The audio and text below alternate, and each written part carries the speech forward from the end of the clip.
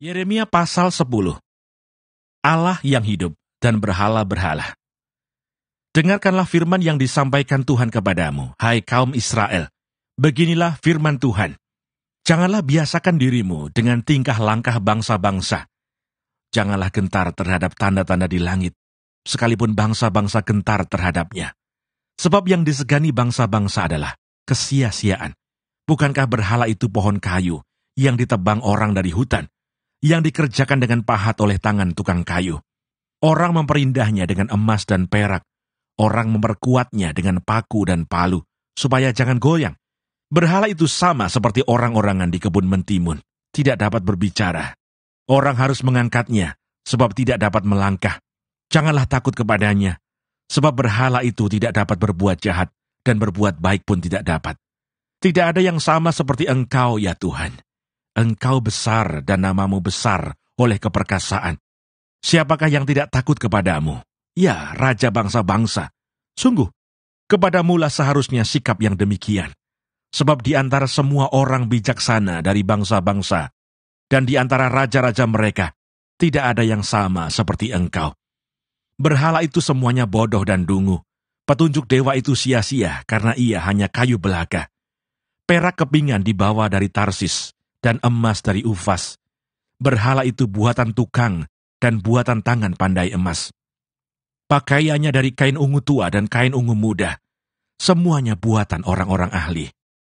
Tetapi Tuhan adalah Allah yang benar. Dialah Allah yang hidup dan Raja yang kekal. Bumi goncang karena murkanya, dan bangsa-bangsa tidak tahan akan geramnya. Beginilah harus kamu katakan kepada mereka, para Allah yang tidak menjadikan langit dan bumi akan lenyap dari bumi dan dari kolong langit ini. Tuhanlah yang menjadikan bumi dengan kekuatannya, yang menegakkan dunia dengan kebijaksanaannya, dan yang membentangkan langit dengan akal budinya. Apabila ia memperdengarkan suaranya, menderulah bunyi air di langit. Ia menaikkan kabut awan dari ujung bumi. Ia membuat kilat serta dengan hujan, dan mengeluarkan angin dari perbendaharaannya. Setiap manusia ternyata bodoh, tidak berpengetahuan, dan setiap pandai emas menjadi malu karena patung buatannya. Sebab patung tuangannya itu adalah tipu, tidak ada nyawa di dalamnya. Semuanya adalah kesia-siaan, pekerjaan yang menjadi buah ejekan, dan yang akan binasa pada waktu dihukum. Tidaklah begitu dia yang menjadi bagian Yakub, sebab dialah yang membentuk segala-galanya, dan Israel adalah suku miliknya. Namanya ialah Tuhan semesta alam. Yehuda menjadi sunyi sepi. Angkutlah barang-barangmu dari negeri ini, hai orang-orang yang berada dalam pengepungan. Sebab beginilah firman Tuhan, sesungguhnya sekali ini aku akan melemparkan penduduk negeri ini, dan aku akan menyesakkan mereka, supaya mereka merasakannya. Celakalah aku karena penyakitku, lukaku tidak tersembuhkan. Aku berpikir, inilah suatu kepedihan yang harus kutanggung. Kemahku sudah rusak, dan semua talinya sudah putus. Anak-anakku telah pergi daripadaku. Tidak ada lagi yang mendirikan kemahku, dan yang membentangkan tendaku. Sungguh, gembala-gembala sudah menjadi bodoh. Mereka tidak menanyakan petunjuk Tuhan. Sebab itu mereka tidak berbahagia, dan seluruh binatang gembalaan mereka cerai-berai. Terdengarlah suatu berita bunyinya, kegemparan besar akan datang dari tanah sebelah utara, untuk membuat kota-kota Yehuda menjadi sunyi sepi, menjadi tempat persembunyian serigala-serigala. Aku tahu ya Tuhan bahwa manusia tidak berkuasa untuk menentukan jalannya, dan orang yang berjalan tidak berkuasa untuk menetapkan langkahnya. Hajarlah aku ya Tuhan, tetapi dengan selayaknya. Jangan dengan murkamu, supaya aku jangan kau binasakan. Yeremia pasal 11. Perjanjian Allah diingkari. Firman yang datang kepada Yeremia dari Tuhan bunyinya, dengarkanlah perkataan-perkataan perjanjian ini, dan sampaikanlah itu kepada orang Yehuda dan kepada penduduk Yerusalem. Katakanlah kepada mereka, beginilah firman Tuhan Allah Israel. Terkutuklah orang yang tidak mendengarkan perkataan-perkataan perjanjian ini, yang telah kuperintahkan kepada nenek moyangmu pada waktu mereka kubawa keluar dari tanah Mesir, dari dapur peleburan besi, dengan berfirman, dengarkanlah suaraku dan lakukanlah segala apa yang kuperintahkan kepadamu. Maka kamu akan menjadi umatku, dan aku akan menjadi Allahmu. sehingga aku dapat menepati sumpah yang telah kuikrarkan kepada nenek moyangmu, untuk memberikan kepada mereka tanah yang berlimpah-limpah susu dan madunya, seperti halnya pada waktu ini. Lalu jawabku, begitulah hendaknya ya Tuhan. Berfirmanlah Tuhan kepadaku, serukanlah segala perkataan ini di kota-kota Yehuda dan di jalan-jalan Yerusalem dengan mengatakan, dengarkanlah perkataan-perkataan perjanjian ini dan lakukanlah itu. Sebab aku sungguh-sungguh memperingatkan nenek moyangmu pada waktu aku menuntun mereka keluar dari tanah Mesir. Sampai kepada waktu ini, aku memperingatkan mereka terus-menerus. Dengarkanlah suaraku. Tetapi mereka tidak mau mendengarkan ataupun memperhatikannya, melainkan mereka masing-masing mengikuti kedekilan hatinya yang jahat. Maka aku telah mendatangkan ke atas mereka segala perkataan perjanjian ini, yang telah kuperintahkan dipegang, tetapi mereka tidak memegangnya. Berfirmanlah Tuhan kepadaku, telah terdapat persepakatan jahat di antara orang Yehuda dan penduduk Yerusalem. Mereka sudah jatuh kembali kepada kesalahan nenek moyang mereka yang dahulu telah menolak mendengarkan firman-Ku. Mereka mengikuti Allah lain dan beribadah kepadanya.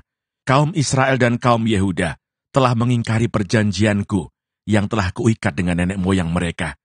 Sebab itu beginilah firman Tuhan. Sesungguhnya, aku mendatangkan ke atas mereka malapetaka yang tidak dapat mereka hindari. Dan apabila mereka berseru-seru kepadaku, maka aku tidak akan mendengarkan mereka. Dan biarpun kota-kota Yehuda dan penduduk Yerusalem pergi berseru-seru kepada para Allah yang mereka sembah dengan korban bakaran, tetapi Allah itu sama sekali tidak dapat menolong mereka pada waktu mereka ditimpa malapetaka. Sebab seperti banyaknya kotamu, demikian banyaknya para allahmu, hai Yehuda. Dan seperti banyaknya jalan di Yerusalem, demikian banyaknya mezbah yang kamu dirikan untuk membakar korban kepada Baal. Adapun engkau, janganlah engkau berdoa untuk bangsa ini, dan janganlah naikkan permohonan dan doa untuk mereka. Sebab aku tidak akan mendengarkan pada waktu mereka berseru kepadaku, karena malapetaka mereka. Apakah lagi urusan kekasihku di dalam rumahku? Bukankah ia sudah melaksanakan rancangan-rancangan yang jahat? Dapatkah nasar-nasar dan daging yang suci melewatkan malapetaka daripadamu, sehingga kemudian engkau dapat beria-ria? Pohon zaitun yang rimbun elok dipandang mata, pernah Tuhan menamai engkau, tetapi dengan bunyi keributan yang hebat, ia menyalakan api pada daun-daunnya, sehingga ranting-rantingnya terbakar. Tuhan semesta alam yang telah membuat engkau tumbuh, telah menentukan malapetaka atasmu, karena kejahatan yang telah dilakukan oleh kaum Israel dan kaum Yehuda untuk menimbulkan sakit hatiku dengan membakar korban kepada Baal. Nyawa Yeremia terancam di Anatot. Tuhan memberitahukan hal itu kepadaku, maka aku mengetahuinya. Pada waktu itu engkau Tuhan memperlihatkan perbuatan mereka kepadaku. Tetapi aku dulu seperti anak domba jinak yang dibawa untuk disembelih. Aku tidak tahu bahwa mereka mengadakan persepakatan jahat terhadap aku. Marilah kita binasakan pohon ini dengan buah-buahnya. Marilah kita melenyapkannya dari negeri orang-orang yang hidup, sehingga namanya tidak diingat orang lagi. Tetapi Tuhan semesta alam yang menghakimi dengan adil, yang menguji batin dan hati, biarlah aku melihat pembalasanmu terhadap mereka. Sebab kepadamulah kuserahkan perkaraku. Sebab itu beginilah firman Tuhan tentang orang-orang Anatot yang ingin mencabut nyawaku dengan mengatakan, janganlah bernubuat demi nama Tuhan, supaya jangan engkau mati oleh tangan kami. Sebab itu beginilah firman Tuhan semesta alam. Sesungguhnya, aku akan menghukum mereka, pemuda-pemuda mereka akan mati oleh pedang, anak-anak mereka yang laki-laki dan perempuan akan habis mati kelaparan. Tidak ada yang tinggal hidup di antara mereka, sebab aku akan mendatangkan malapetaka kepada orang-orang Anatot pada tahun hukuman mereka. Yeremia pasal 12. Keluhan Yeremia dan jawab Allah. Engkau memang benar ya Tuhan, bila mana aku berbantah dengan engkau. Tetapi aku mau berbicara dengan engkau tentang keadilan. Mengapakah mujur hidup orang-orang fasik, sentosa semua orang yang berlaku tidak setia? Engkau membuat mereka tumbuh dan mereka pun juga berakar. Mereka tumbuh subur dan menghasilkan buah juga. Memang selalu engkau di mulut mereka, tetapi jauh dari hati mereka. Ya Tuhan, engkau mengenal aku, engkau melihat aku, dan engkau menguji bagaimana hatiku terhadap engkau. Tariklah mereka keluar seperti domba-domba sembelihan, dan khususkanlah mereka untuk hari penyembelihan, Berapa lama lagi negeri ini menjadi kering, dan rumput di segenap padang menjadi layu, karena kejahatan penduduknya, binatang-binatang, dan burung-burung habis lenyap. Sebab mereka telah mengira, ia tidak akan melihat tingkah langkah kita. Jika engkau telah berlari dengan orang berjalan kaki, dan engkau telah dilelahkan, bagaimanakah engkau hendak berpacu melawan kuda? Dan jika di negeri yang damai, engkau tidak merasa tentram, apakah yang akan engkau perbuat di hutan belukar sungai Yordan? Sebab saudara-saudaramu dan kaum keluargamu, mereka sendiri juga berbuat khianat terhadap engkau. Mereka juga bersama-sama di belakangmu. Janganlah percaya kepada mereka, sekalipun mereka berkata manis kepadamu. Aku telah meninggalkan kediamanku, telah membuangkan negeri milikku. Aku telah menyerahkan buah hatiku ke dalam tangan musuhnya. Negeri milikku sudah menjadi seperti singa di hutan bagiku. Ia mengeraskan suaranya menentang aku, sebab itu aku membencinya. Negeri milikku sudah menjadi seperti burung belang bagiku. Burung-burung buas mengerumuninya. Ayo, kumpulkanlah segala binatang di padang. Bawalah untuk menghabiskannya. Banyak gembala telah merusakkan kebun anggurku, memijak-mijak tanahku, dan membuat tanah kedambaanku menjadi padang gurun yang sunyi sepi. Ya, mereka telah membuatnya sunyi sepi. Sunyi sepi tanah itu berkabung di hadapanku.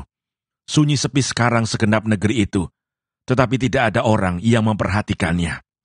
Para pembinasa telah datang, melintasi segala bukit gundul di padang gurun, sebab pedang Tuhan mengamuk makan dari ujung negeri yang satu ke ujung lain.